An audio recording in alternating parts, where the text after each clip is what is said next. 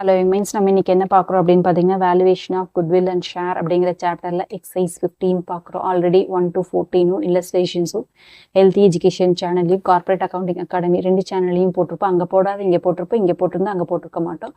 So refer பண்ணிக்கோங்க.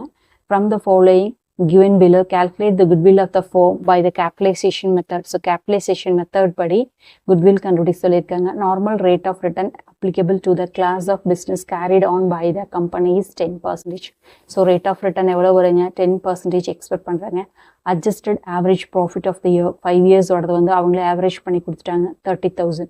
Net asset employed in the firm 2 lakh. So net asset ஓட வேல்யூவும் கொடுத்துட்டாங்க. ஸோ capitalization வேல்யூவில் மெத்தடில் எவ்வளோ வரும் குட்வில் அப்படின்னு கேட்டிருக்காங்க. ஸோ ஃபார்முலா தெரிஞ்சது அப்படின்னா போடுறது ஈஸி. எப்படி போடுறதுன்னு பார்க்கலாம். ரொம்ப சிம்பிள் தான். இப்போ பார்த்தா அப்படின்னா exercise 15 valuation of goodwill and ஷேரில் so normal rate of return கொடுத்துருக்காங்க.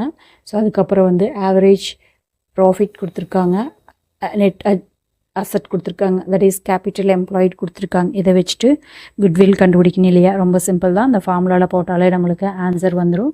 ஸோ ஃபஸ்ட் வந்து நம்மளுக்கு என்ன கண்டுபிடிக்கலாம் அப்படின்னு பார்த்தீங்கன்னா கேபிட்டலைஸ்டு நெட் டேஞ்சபிள் அசட் இருக்குது. ஃபார்முலா குட்வில்க்கு வந்து கண்டுபிடிக்கிறதுக்கான formula. So calculation of value of goodwill. So இதுக்கான ஃபார்முலா ஃபஸ்ட் எடுத்து எழுதிக்குவோம். Goodwill equal to capitalized value of business minus net tangible assets. So இதை தான் நம்ம வந்து கேபிட்டல் எம்ப்ளாய்டு அப்படின்னு சொல்கிறோம். ஓகேவா? ஸோ இப்போ நம்மளுக்கு இந்த இன்ஃபர்மேஷன் இருக்குது, இதுதான் இல்லை. ஸோ இப்போ இதை கண்டுபிடிக்கணும். ஓகேவா? ஸோ ஃபஸ்ட் வந்து so calculation of capitalized value of business.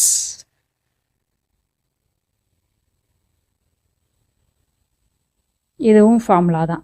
ஓகேவா? ஸோ என்னங்க? Average profit divided by normal rate of return. இது ரெண்டுமே நம்மகிட்ட இருக்குது பாருங்கள்.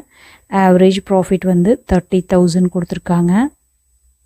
Normal rate of return 10%. இந்த ஃபார்முலா தான் நம்மளுக்கு முக்கியம்.